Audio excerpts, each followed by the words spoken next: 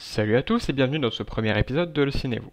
Dans ce premier épisode, on va apprendre les secrets de H2G2, le guide du voyageur galactique.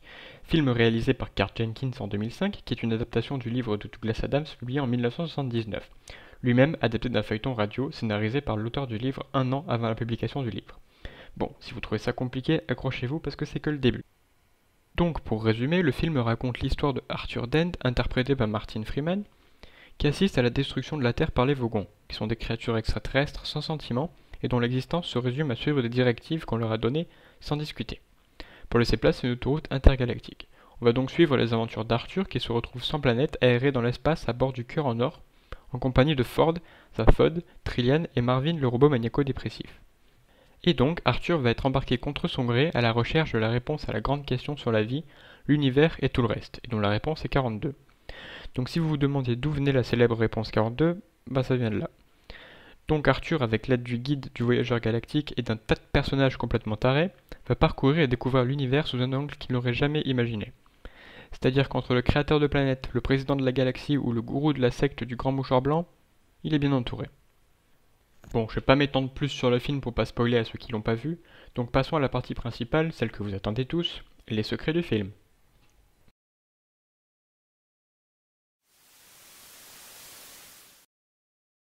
L'humour totalement absurde du film ressemble à celui des Monty Python. Un clin d'œil en version française seulement a d'ailleurs été fait au film Monty Python Sacré Graal sur l'affiche de H2G2. On peut lire le film à côté duquel Armageddon fait documentaire. Référence à l'affiche des Monty Python sur laquelle on voit le film à côté duquel Ben-Hur ressemble à un documentaire. Je vais maintenant donner la parole à mon ami Jean Anecdote.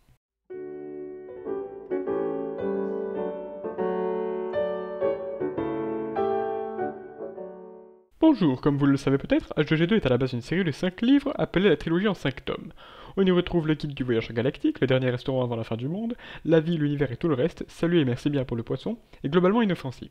Vous avez sûrement remarqué que le titre d'un des tomes ressemble étrangement au titre d'un film de Edgar Wright, qui est Le dernier pub avant la fin du monde.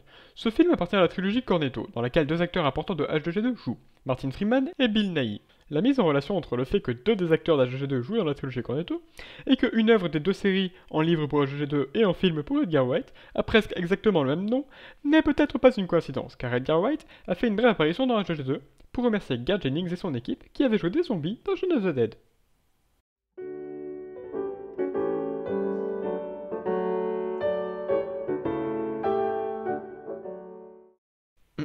Donc le film devait être réalisé au début par Ivan Reitman en 1983, et le rôle principal aurait dû revenir à Bill Murray ou Dan Aykroyd.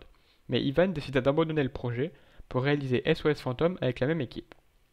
C'est donc à Garth Jennings que revint le projet presque 10 ans plus tard.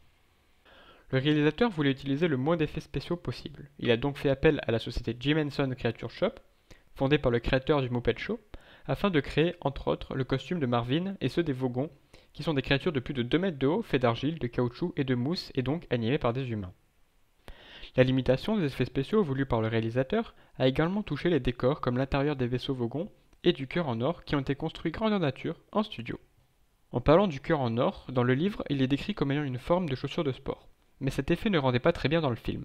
Donc, après plus de 200 idées de vaisseaux différents, l'équipe s'est finalement inspirée d'une théière pour faire le vaisseau et les motifs bleus dessinés dessus sont quant à eux inspirés des vases Ming, ces vases en porcelaine chinois très précieux. L'utilisation des effets spéciaux n'a pas pu être totalement évitée. D'ailleurs, une des séquences les plus impressionnantes du film, quand Arthur fait un tour dans l'atelier de création des planètes, a nécessité plus d'1 an de travail et a été recommencé plusieurs fois afin de rendre cette séquence parfaite. On peut d'ailleurs apercevoir dans cette séquence qu'une planète ayant la forme du visage de Douglas Adams est en construction. Ce clin d'œil fait à l'auteur n'est pas le seul. Quand Arthur et son équipe entrent dans le temple d'Uma Kavula, on voit une rambarde d'escalier se terminant en forme de nez. Et bien ce nez est en fait celui d'Adams qui a été reproduit grâce à des scans 3D de son visage, qui ont été retrouvés et qui étaient à la base destinés à un jeu vidéo. Le visage de Douglas apparaît une nouvelle fois pendant la transformation du Cœur en Or, lors de l'activation du réacteur à improbabilité infinie à la fin du film. Un autre clin d'œil a été fait dans une des scènes où Martin Freeman lit un livre, intitulé The Selfish Gene, qui a été écrit par un des grands amis de l'auteur d'H2G2. Et pour finir, le réalisateur a intégré la mère de Douglas dans le tournage. C'est la seule femme qui reste calme pendant la destruction de la Terre. Les hommages à la série télé H2G2 des années 80 sont également nombreux. On retrouve notamment Sandra Dickinson, qui interprétait Trillian, Marvin dans sa version 1981, et Simon Jones, qui jouait le rôle d'Arthur Dent. Ce dernier a d'ailleurs été filmé en 3D dans le film, donc si vous mettez des lunettes 3D bleues et rouges, vous pourrez le voir sortir de votre écran.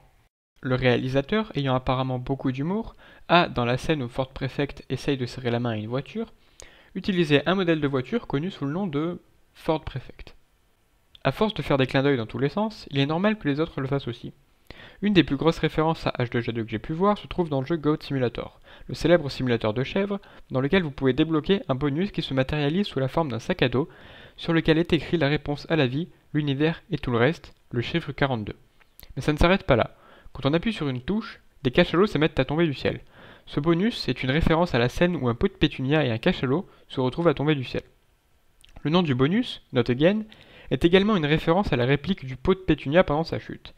Si vous voulez savoir pourquoi elle dit ça, je vous invite à lire les livres et plus précisément le tome 3. Voilà, vous connaissez maintenant tous les secrets de H2G2, le guide du voyageur galactique. J'espère que ce premier épisode vous a plu. Abonnez-vous pour ne pas louper les prochains et partagez cette vidéo. À la prochaine!